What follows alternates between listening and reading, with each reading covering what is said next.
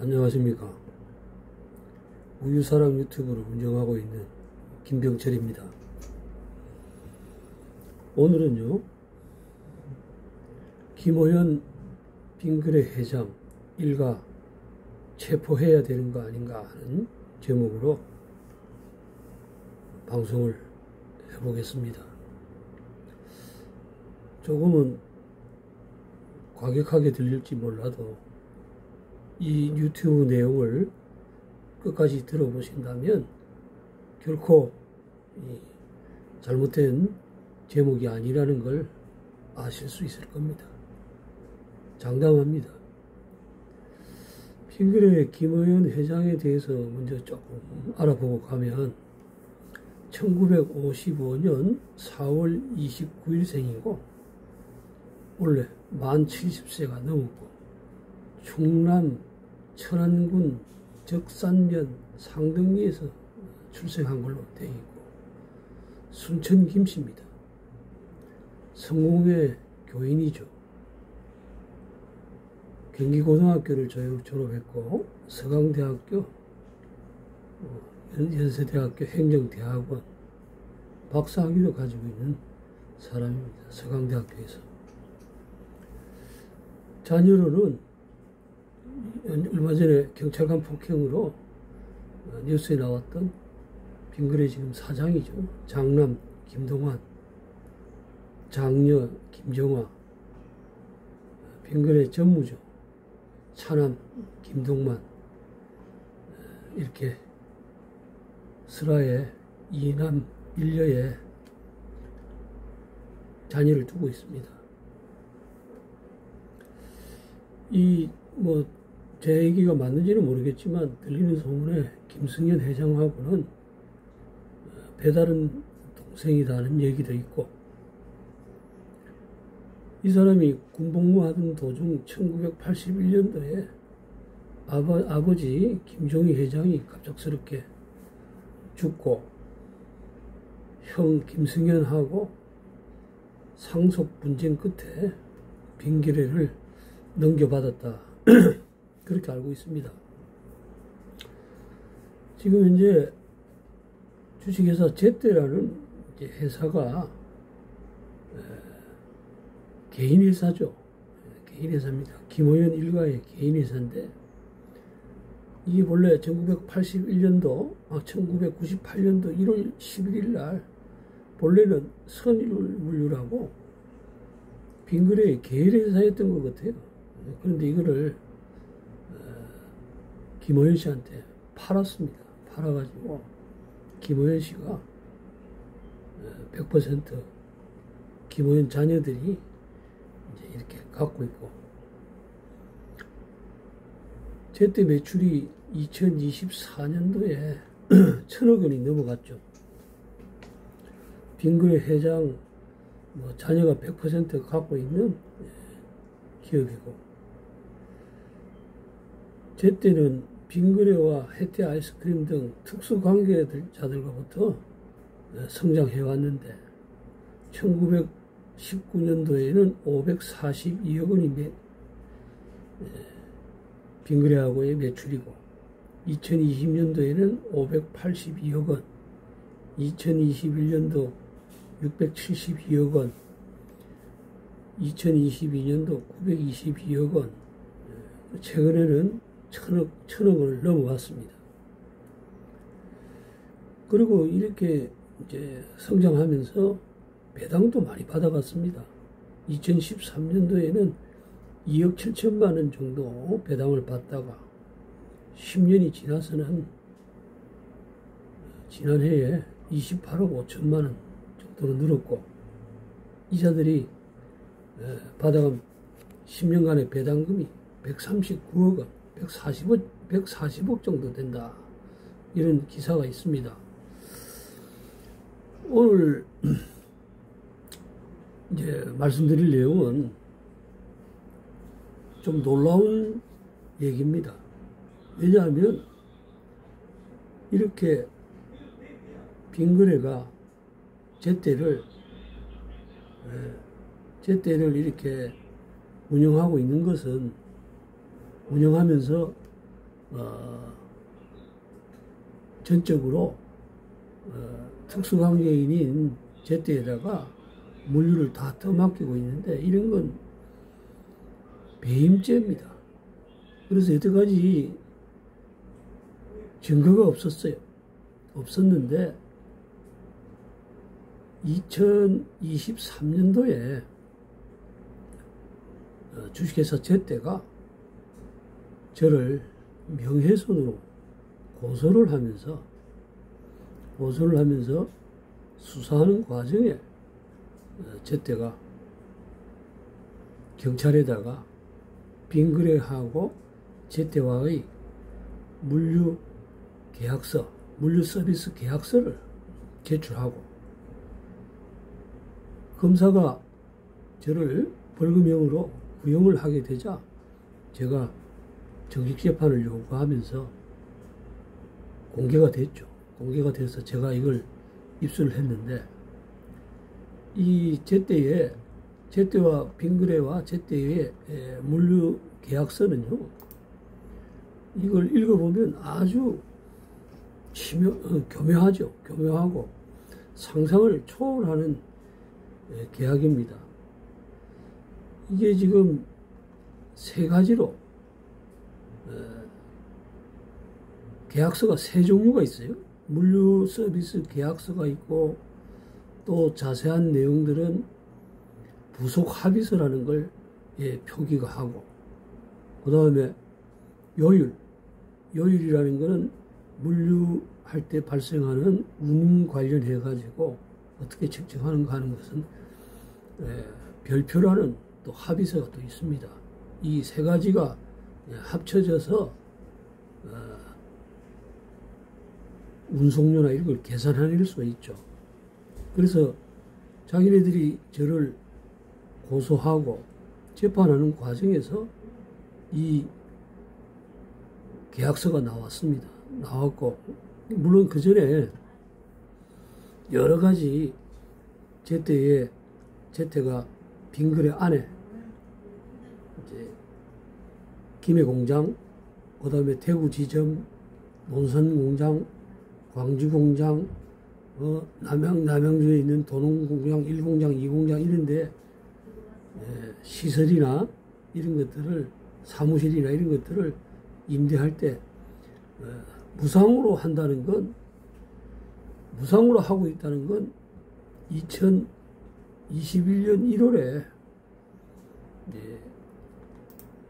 1월에 김해시청에 제가 감사관실에다가 공무원들을 고발하면서, 신고하면서 답변에 그 내용이 나왔습니다. 그래서 이런 답변만 있었지 실제로 계약서가 없었기 때문에 이걸 뭐 고발하더라도 증거불충분으로 이렇게 됐는데, 2023년도에 이 계약서가 나오고 확실한 불법 행위가 있는데도 불구하고 경찰이나 이걸 또 공정거래위원회에도 제출을 했습니다. 신고를 해가지고 알고 있는데도 이걸 덮었죠.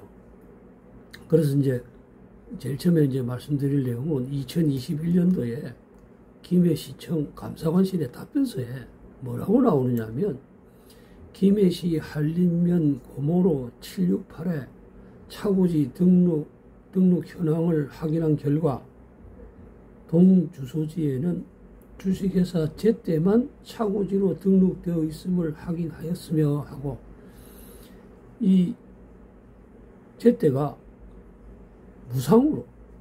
무상으로 화물자동차 65대를 차고지로 임대를 하는데, 무상으로 임대를 하죠. 근데 이제 이게 일반 대지가 아니고 빙그레 공장 안에 있는 부설 주차장이라고 하는 겁니다. 주차장법에 의해서 만들어진 부설 주차장을 이제 법적으로 갖춰야 될, 빙그레가 법적으로 갖춰야 될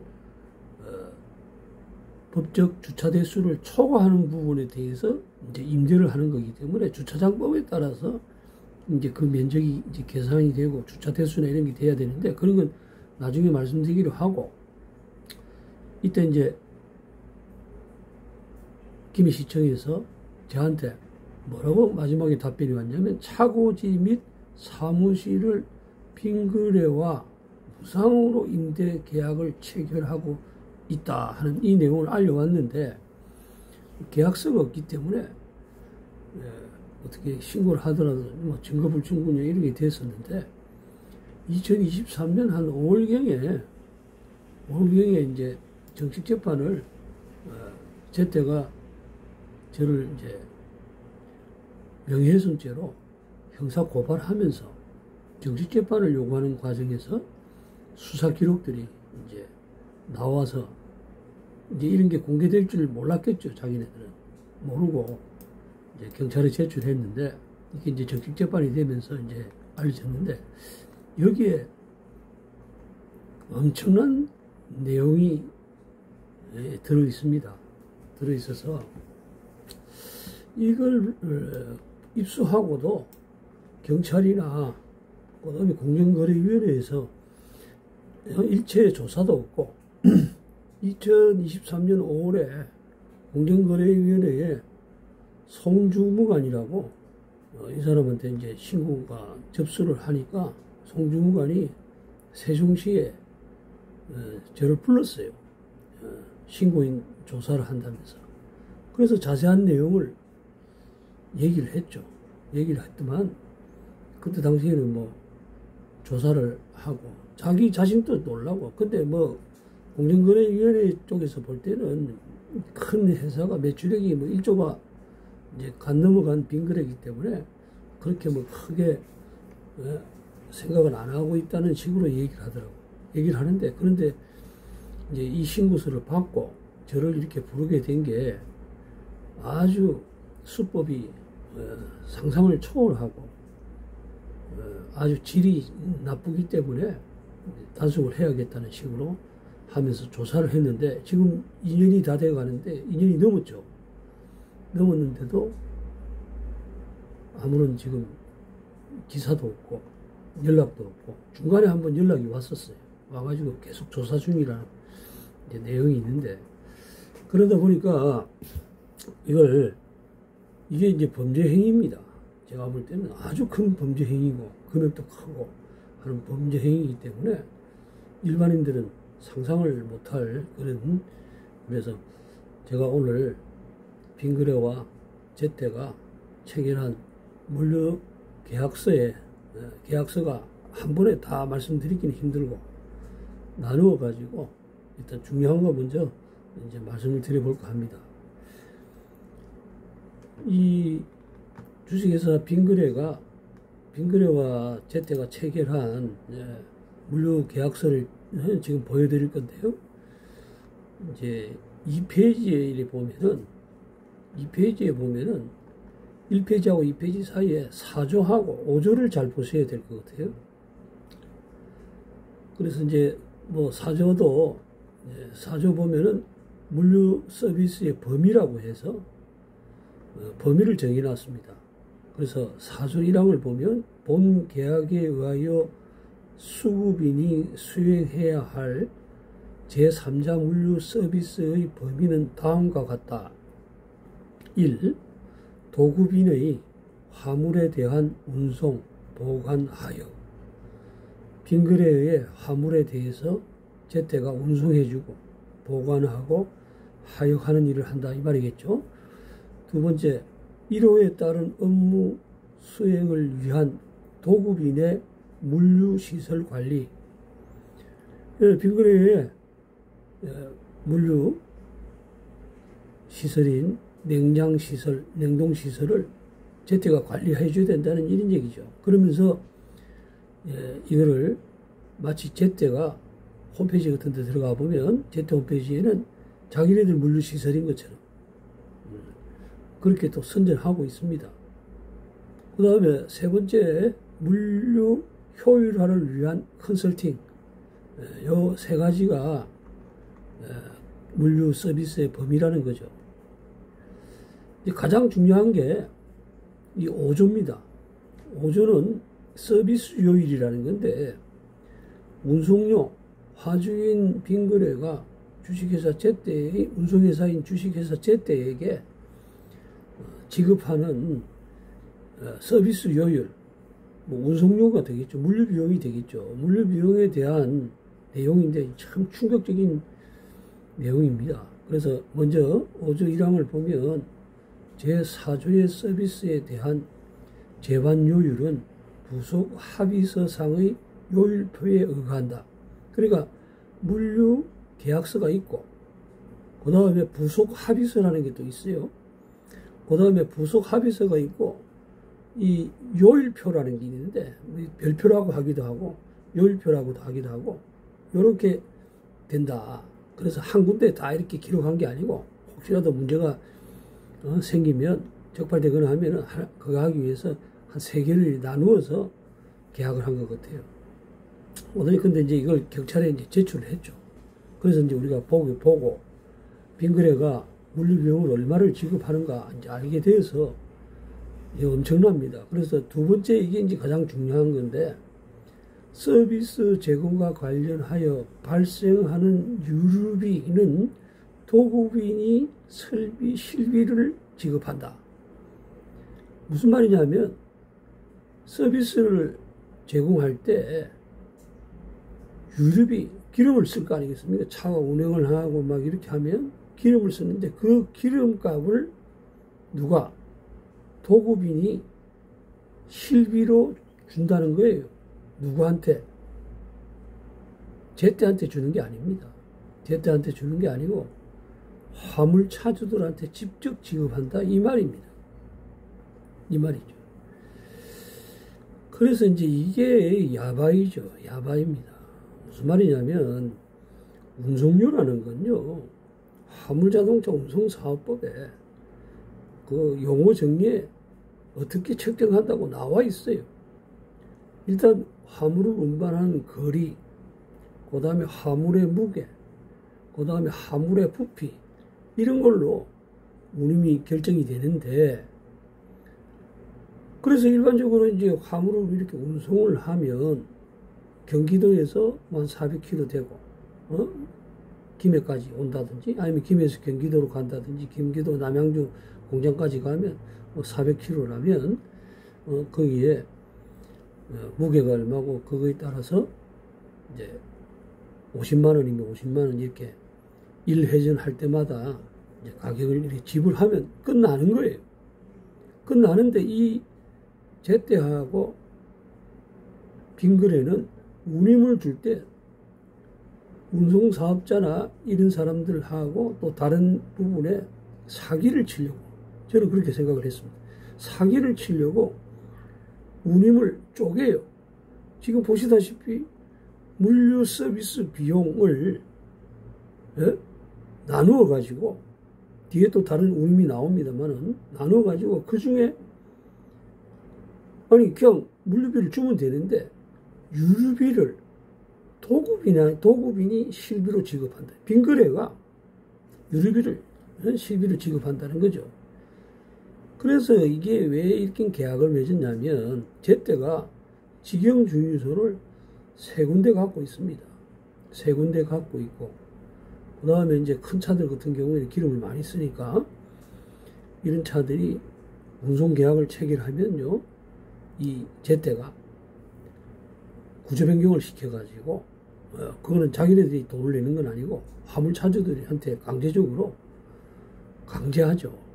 구조 변경을 해서 연료통을 하나 더 달도록 400리터짜리 연료통을 하나 더 달도록 그건 왜 그러냐면 운송계약에는 없습니다만은 다른 주유소에서 기름을 못 넣게 하기 위해서죠. 그럴 때 이제 그 정도만 알고 있었는데 이 계약서에 이렇게 나온 이유가 있어요. 좀 이따가 설명이 될 겁니다만은 그렇게 하고 계약서에는 없는데 주유소에 제때가 운영하는 직영주유소 3곳에서만 기름을 넣도록 그 다음에 기름을 넣으러 가면 주유소에 고시된 금액이 예를 들어서 1,000원이라면 경유가 1리터에 1,000원이라면 일반 소비자나 일반 화물자동차 영업용 화물자동차들도 1,000원에 기름을 팔아요. 파는데 제때하고 운송계약이 체결된 차가 주유소에 도착을 하면요, 신용단말기를 조작을 합니다. 조작을 하면 단가가 바뀌어요. 그래서 한 1,100원 정도로 이렇게 바뀌게 되죠. 바뀌어가지고 일반 소비자들보다, 일반 영업 화물 자동차보다 더 높은 가격으로 기름을 팔죠. 그래 되면 이제 어떤 문제가 또 발생을 하느냐 하면, 같은 영업용 화물 자동차가 국가로부터 유가 보조금을 지급을 받는데, 이 지급받을 때는 리터당, 경유 사용 리터당 200 몇십 원씩, 180원씩 이렇게 정해진 금액을 받는데, 똑같은 20만 원어치 기름을 넣게 되면 경유의 리터량이 달라지고, 경유의 리터량이 달라지면 같은 주유소에서 기름을 20만 원어치를 넣을 때 일반 화물자동차, 영업용 화물자동차가 와서 넣으면 유가 보조금을 많이 받아가게 되고, 제때와 운송계약을 체결한 화물자동차들이 기름을 넣게 되면 유가 보조금을 작게 받게 됨으로 해서 제때라는 주유소가 유가 보조금을 부정수급을 조장하는 행위를 하고 있다는 것이죠. 그래서 이게 지금 신고가 되고, 지금 경찰에서 고발도 지금 제가 고발장까지 써놓고 있는데, 변호사를 선임해가지고 이 문제는 이제 고발을 할 거고, 오늘 얘기는 그 얘기가 아니고요. 좀 전에처럼 주식회사 빙그레가 화주로서 제때에게 운임을 지급할 때 운임 중에 일부분인 유류비라는 걸 만들어서 유류비를 실비로 지급하는데, 제때한테 주는 게 아니고 화물 차주들한테 이렇게 준다는 거죠. 근데 이제 이게 왜 문제냐? 지금 제때하고 운송계약을 체결한 차들이 지금도 그렇습니다만 빙그레 일만 하는 게 아니거든요. 무슨 말이냐면, 저 같은 경우에 제가 이걸 알고 제가 3년치인가 5년치 정도, 3년 정도 되네. 3년치 정도의 이 일한 배차 기록을 다 갖고 있습니다. 제가 이걸 옛날부터 그 일을 하면서 이런 낌새를 알아채리고 그걸 다 복사를 해가지고 공정거래위원회에 제출했어요. 했습니다. 무슨 말이냐면 30일 중에서 4일은 공휴일이니까 쉰다고 치면 약 한 25일간 일을 하게 되는데, 대다수의 제때하고 운송계약을 체결한 차들이 25일 동안 다 빙그레 일을 하는 게 아니라는 겁니다. 저 같은 경우에는 그 배차 기록을 통계를 이렇게 내보니까 한 달에 5일 정도만 빙그레 일을 하고 20일은 다른 일을 합니다. 이게 지금 유류비를 도급인인 빙그레가 실비로 이렇게 지급을 하게 되면 100% 제때가 배차를 빙그레를 했을 때 이게 가능한 얘기죠. 그러나 실제로는 그렇게 안 하니까 어떤 일이 생기느냐? 20일 동안은 기름값을 대주는 거예요. 빙그레가 자기 일을 하는 것도 아닌데 제때를 통해서 그 기름값이 뭐냐? 화물 차주들한테 가는 기름값입니다. 그래서 이제 이걸 하고 또 제때가 화물 차주들한테 사기를 치기 위해서 그 화물 차주들과 체결한 운송 계약서라는 걸 이렇게 보면 똑같은 방법을 씁니다. 어떤 거냐? 아까 전에도 말씀을 드린 것처럼 운임이라는 건 거리, 무게, 용적, 부피나 이런 걸 가지고 결정이 돼서 일회전 할 때 얼마 이렇게 주는 게 일반적으로 돼 있는데, 이 제때는 사기를 치기 위해서, 그 사기라는 게 이 사기가 아니고요, 유류비를 또 지급하는 방법에서 사기를 또 칩니다. 사기를 치는데 무슨 말이냐면, 유류비를 지급할 때 운송료를 화물차주들한테 지급을 할 때 기본 운송료, 그 다음에 도로비, 유류비 이렇게 세 개로 나누어요. 나누어서 제가 이제 15톤, 14.5톤 차량인데 14.5톤 차량은 15만 6천 원의 기본 운송료 플러스 운행을 할 때 도로비를 쓰니까 한 4만 원 정도 나오는 도로비 플러스 기름을 넣으면 그 기름값 해가지고 청구하면 주겠다. 이런 식으로 운송계약을 체결을 하죠. 체결하면 운송료를 기름을 싼 주유소에 가서 넣으면 돈을 작게 줘도 되는데 자기 주유소로 재택가 직영으로 운영하는 주유소에 오게 해서 단말기를 조정해서 유가를 이렇게 올리거든요. 올리면 자기네들이 지급하는 돈이 많아지는데 그 많아지는 게 아니라는 거예요. 왜? 이 계약서를 보면 이 유류비는 누가 주는 거다? 빈거래가 주는 거다는 얘기죠. 그러면서 5일간만 빈거래 일을 하고 20일은 다른 회사 일을 하죠. 다른 회사 일을 하면 어떤 일이 생기느냐? 일단은 기름값은 빈거래로부터 공짜로 받고 그게 이제 기사들한테 화물차주들한테 들어갈 기름값 공짜고 그러면 도로비하고 기본 운송료만 주면 된다는 얘기거든요. 그러니까 어떤 일이 생기느냐? 차를 무조건 하고 낮은 운임이라도 일을 하게 되면 기름을 쓰면서 기름을 써서 판매를 하면서 이익을 보고 또 높은 단가로 그 기름은 빈거래가 주기 때문에 이익을 보고 이러다 보니까 무조건 차를 돌립니다. 낮은 운임이라도. 왜? 다른 화물차주들이나 이런 사람들은 운임이 낮으면 운송을 안 잡죠. 배차를 안 잡고. 우리 배차 앱이 있거든요. 그런 앱에 안 잡고 하는데 제 때는 그 기름값을 빈거래가 돼주기 때문에 낮은 운임에도 일을 시켜야 되죠. 일을 시키면 또 기름도 팔고 거기서 계속해서 이익이 발생을 하니까. 그리고 또 화물차주들한테는 배차를 하면서 생기는 또 차익이 크거든요. 차익이 크기 때문에 이런 여러 가지 이익이 발생을 하다 보니까 이제 이렇게 한다는 거죠. 하는데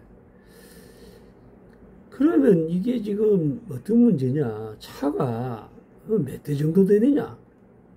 이거를 보면 지금 현재 서류상으로 나와 있는 김해에는 65대가 허가가 받아져 있고 제가 파악한 바로는 약 한 200대가 넘어요. 200대가 넘은 차량들이 이제 이렇게 하고 이런데 일반 주유소하고 달리요. 김해에 있는 제때 주유소는요. 전국에서 기름 판매량 1위입니다. 이건 제 얘기가 아니고 자기네들이 그렇게 자랑을 하기 때문에 알고 있는 건데 이런 식으로 하다 보니까 결론적으로는 빈거래가 돈을 일을 하지도 않았는데 그래서 지금 기사에도 이렇게 나옵니다만은 매출액을 이래 보면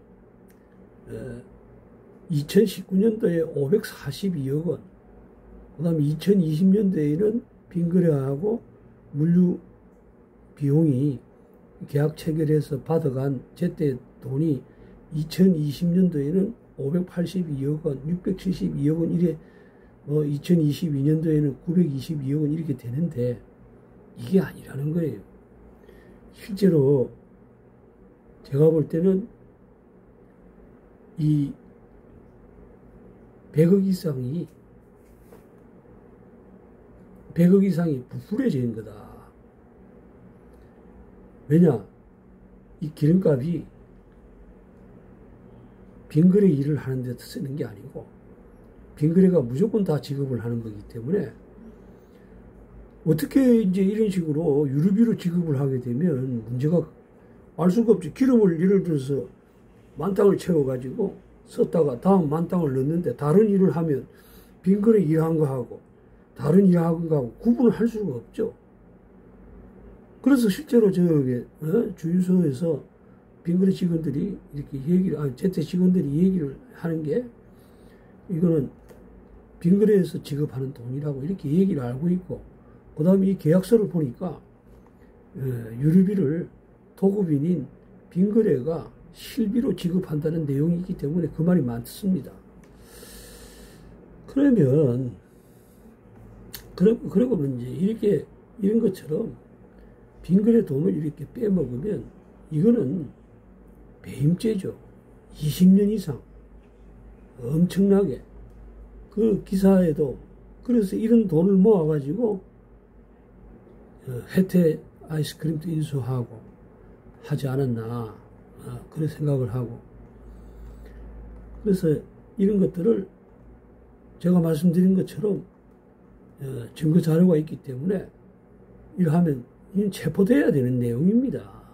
그래서 오늘 제목을 빙거래 김우현 회장을 체포돼야 되지 않느냐, 체포하는 게 맞는 게 아닌가 하고 이렇게 제목을 정한 겁니다. 다음 시간에는 이제 이 배임죄 중에 차고지 관련해 가지고 이것도 엄청난 배임이죠. 예? 빙거래 재산을 무상으로 제때인 개인한테 그 회장 일가가 운영하는 개인 기업이지 않습니까? 빙거래하고는 뭐 특수관계는 맞습니다만은 전혀 관련이 없는 개인 기업이에요. 그래서 이런 개인 기업에다가 무상으로 이렇게 하면 여러 가지 탈세 문제도 발생을 하고 배임죄도 발생을 하는데 그 규모가 상당합니다. 왜냐?